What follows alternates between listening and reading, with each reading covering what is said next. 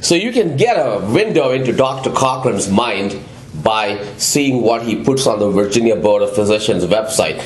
There he has to list the malpractice sanctions and so forth against him. So he's listing one and then he, first of all, he says that somebody else settled on his behalf, so, and that he did not admit any wrongdoing. So, he likes to blame others for everything, it looks like.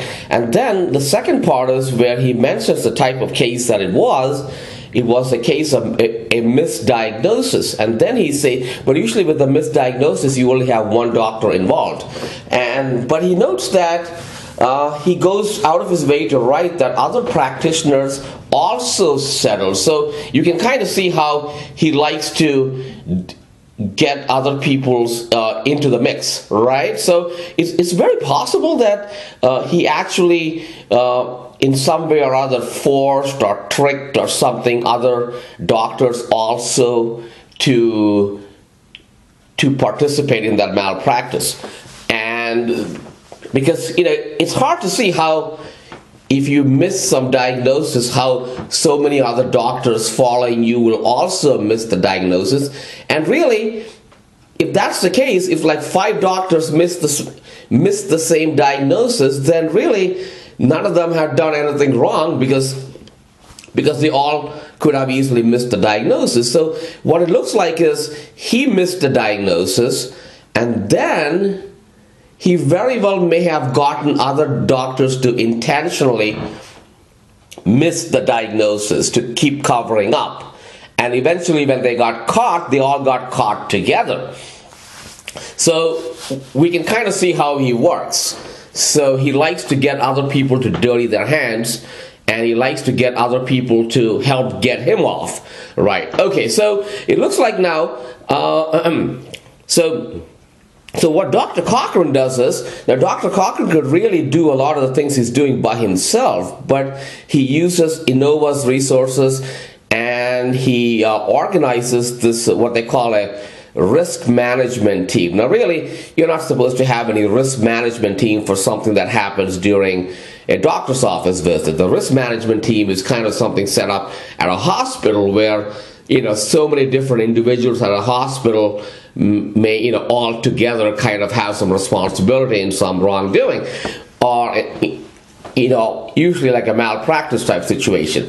But here, he's got a risk management team. So basically, they want to study the issue. They want to study my injuries and so forth. But although Dr. Cochran is a neurologist, and that's an advanced medical degree, and he should really know all this stuff, there's really no fact finding. So you can kind of see how he wants to, and what he does is he assembles not only the neurologists working at his practice, but he also brings in like cardiologists from other Inova, from the Inova cardiology offices, so forth, and he gets them all into the mix. So literally, they're all, and there's really, no new information for him to understand from any of these experts. Especially, why would he want to get the neurologist from his own practice in? Obviously, they wouldn't have any skill or such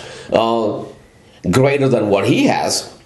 So obviously he wants to get people to dirty their hands. And ultimately what happened is, at that neurology practice, there's Dr. Cochran. Dr. Cochran has his right-hand man, who's Dr. Lewis Eberly.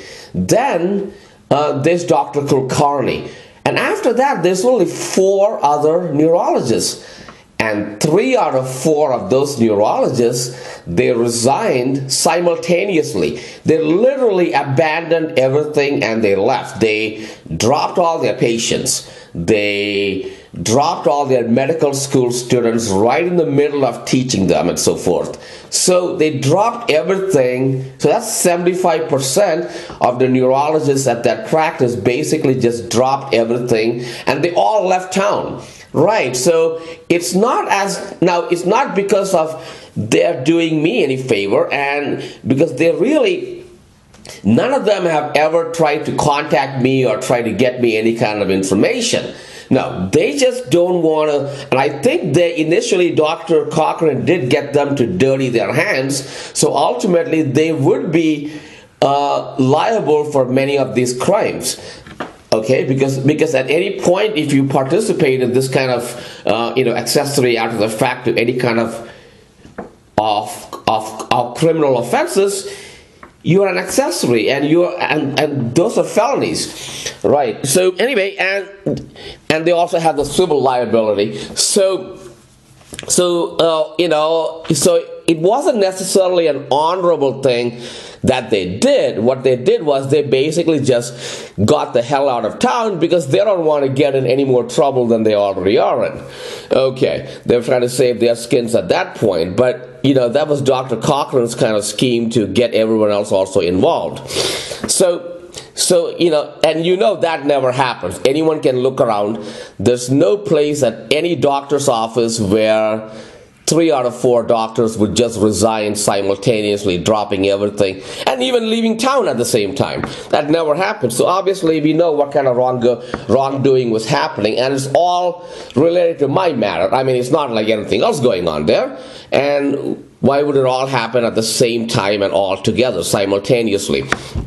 So that thing happened, and also along the way, what happened is, since Dr. Cochran and his practice manager were really taking over the whole thing directly. First it was like a hijacking where it was through Dr. Kulkarni, and then these people pretty much became the face of everything, even though they were not my doctors, and I never asked them for any kind of medical care. They just stuck their nose in, and obviously because they are hijackers.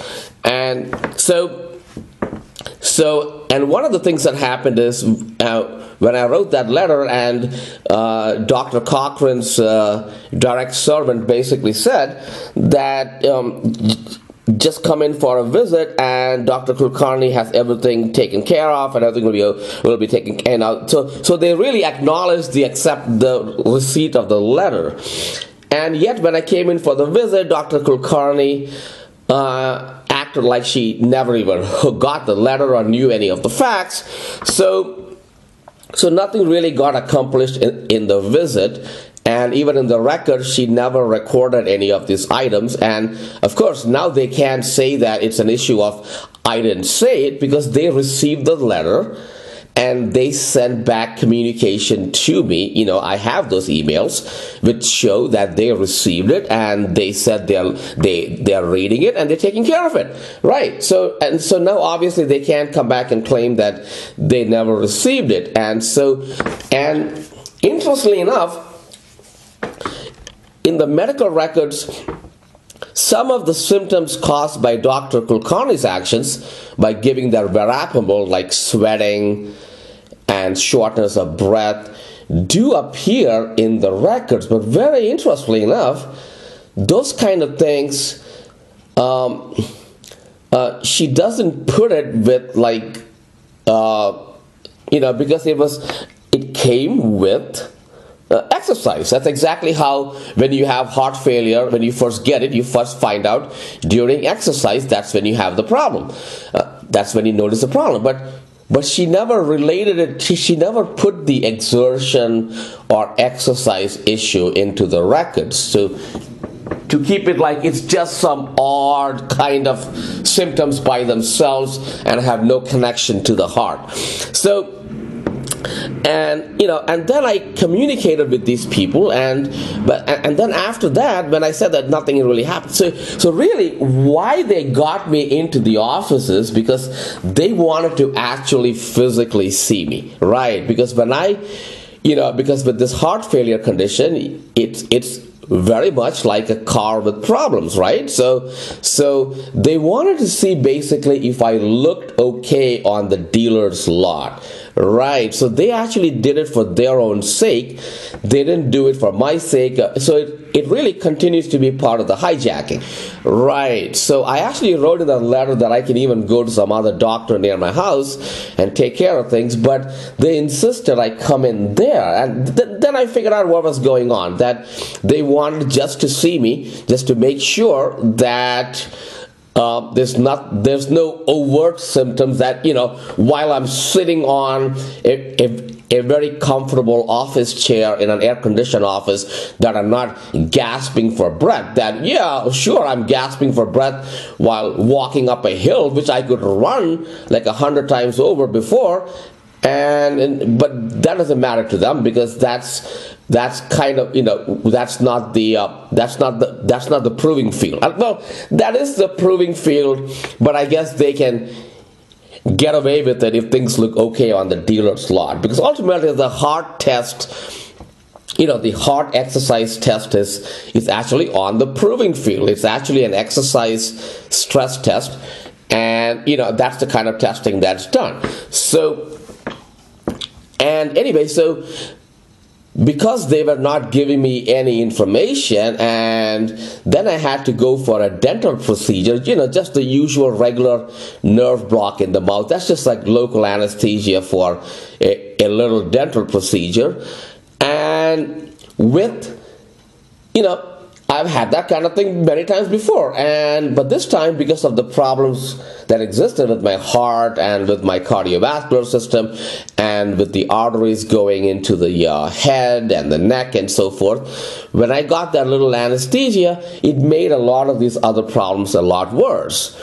Right. So anyway, and so ultimately, I'm just trying to get records from them, and they're not giving me the records. And Dr. Cochran actually wrote a letter to me, and in fact, what he did is he refunded all my fees, and that were like $1,200 in fees, since I was not using insurance. And what I found out later from someone from Innova's billing office is that Inova never gives a refund to a patient, and it's the first time anywhere in Inova that a patient has gotten a refund. But it's really, it's not really a refund. It's really $1,200 from this pervert Cochran trying to get me to, not go forward with my rights, right? So he's basically trying to pay me off with $1,200 to go somewhere and shut up. Okay, and so anyway, I'm still trying to get my records. So, and Dr. Cochran was not the one who was supposed to be breaking my. In fact, one time I contacted the office and I was trying to speak to my doctor, Dr. Kulkarni, and a nurse told me that, well, Dr. Kulkarni is in a meeting with some doctors and some other people she doesn't know. And we know this is these groups which were meeting, right? And it's like at 10 o'clock in the morning at a time they're supposed to be taking care of patients, and they're stealing all the patients' money, and they're stealing the government's money for taking care of the patients, and yet at 10 o'clock in the morning they're all sitting together figuring out how to conceal some felonies and to cause more harm to one patient. Okay, so anyway, and then when they finally broke off the contract, it was Dr. Kulkarni's job to break off the contract. I still haven't accepted the contract, the document as being valid, because Dr. Kulkarni did not break off the contract herself, and she did not even sign that letter. Dr. Cochran wrote the letter, who's her practice manager, but that has nothing to do with my doctor-patient relationship with Dr. Kulkarni. Right, so anyway, and so, finally, because they're not giving me my records, I even talked to them, and they said I can come in and get the records. So like on December 17, 2013, I went to get my records.